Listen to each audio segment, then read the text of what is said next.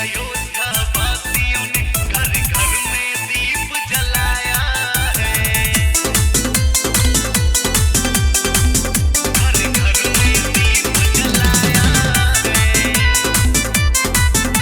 जलाया है। श्री राम लला घर को आए, अयोध्या हमें सजाना है। झालर झूमर फूलों और कलियों से गली को चमकाना है। श्री राम लला घर को आए, अयोध्या हमें सजाना है। झालर झूमर फूलों और कलियों से गली को चमकाना है। 14 सालों तक वन में रहे पापी का नाम मिटाया है। खुशियों में अयोध्या वासियों ने घर घर में दीप जलाया है। खुशियों में अयोध्या वासियों ने घर घर में दीप जलाया है।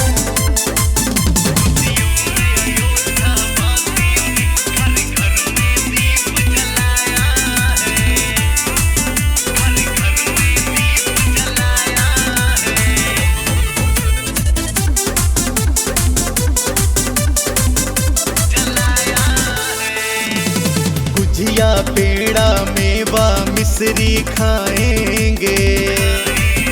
अपनी छत के ऊपर भगवा लहराएंगे। गुजिया पेड़ा मेवा मिश्री खाएंगे। अपनी छत के ऊपर भगवा लहराएंगे। धर्म के हाथों ने अधर्मी को फिर से दफनाया है। खुशियों में अयोध्या वासियों ने घर घर में दीप जलाया है। खुशियों में अयोध्या वासियों ने घर घर में दीप जलाया है।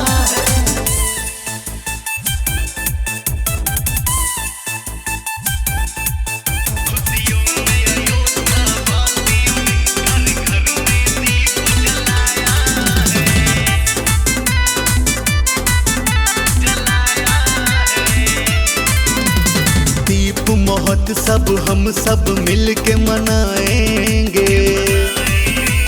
घर घर चालीसा का पाठ कराएंगे।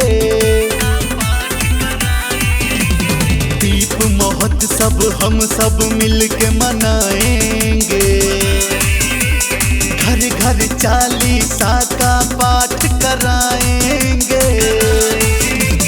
किस्मत वाले हैं हम सब, चंदन का टीका लगाया है। खुशियों में अयोध्या वासियों ने घर घर में दीप जलाया है।